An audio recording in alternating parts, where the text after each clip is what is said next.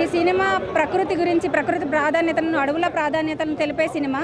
కానీ ఈ సబ్జెక్ట్ని ఒక సస్పెన్స్ థ్రిల్లర్ జోనర్లో డైరెక్టర్ చాలా బాగా చూపెట్టిండ్రు.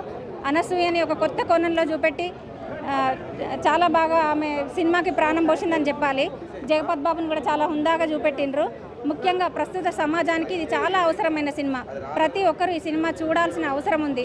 పిల్లలు, పెద్దలు అందరూ ఈ సినిమాను ఆదరించాలి. ప్రభుత్వాలు కూడా ఇట్లాంటి సినిమాలు ప్రోత్సహించాలి. ఎందుకంటే ఎన్నో వాణిజ్య ప్రమాణాలతోటి కమర్షియల్ సినిమాలు వస్తున్నాయి ఈ రోజులలో.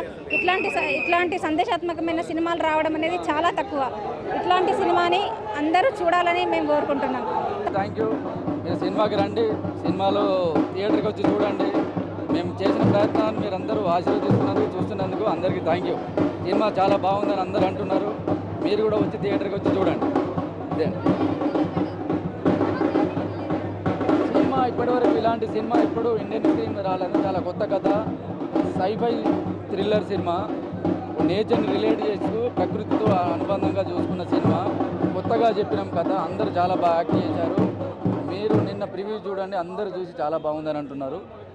Thank you. ఆడియన్స్ రియాక్షన్ బాగుందండి. నాకన్నా మీకే ఎక్కువ తెలుస్తుంది. మీరు అందరి అభిప్రాయం తీసుకుంటున్నారు కాబట్టి నేను ఎలాగో బాగానే ఉందంటాను. అందరి అభిప్రాయం తీసుకోండి, చూసి వచ్చిన వాళ్ళని.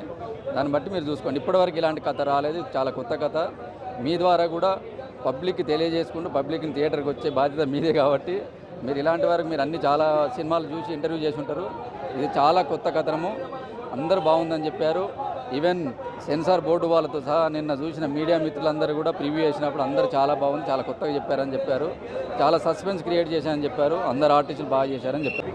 ఇది ప్రతి కుటుంబం నాది అనుకునే విధంగా ప్రమోట్ చేయాలి.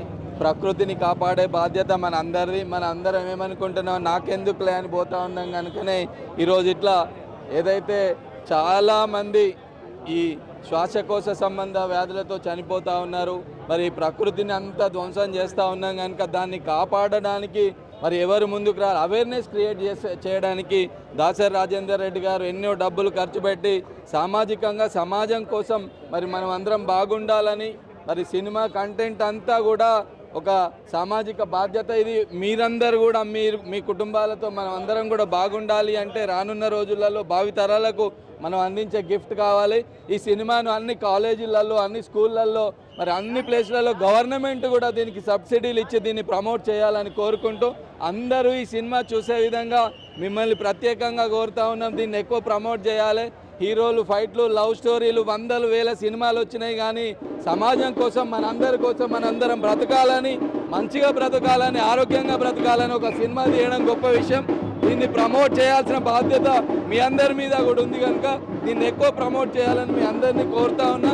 మరి రాజేందర్ రెడ్డి గారికి ప్రత్యేకంగా అభినందనలు. సమాజంలో ఒక పౌరునిగా ఒక మంచి సినిమా తీసినందుకు మీరు కూడా మరి ఎక్కువ ప్రమోషన్ దీనికి ఇవ్వాలని మరొకసారి కోరుతా ఉన్నా.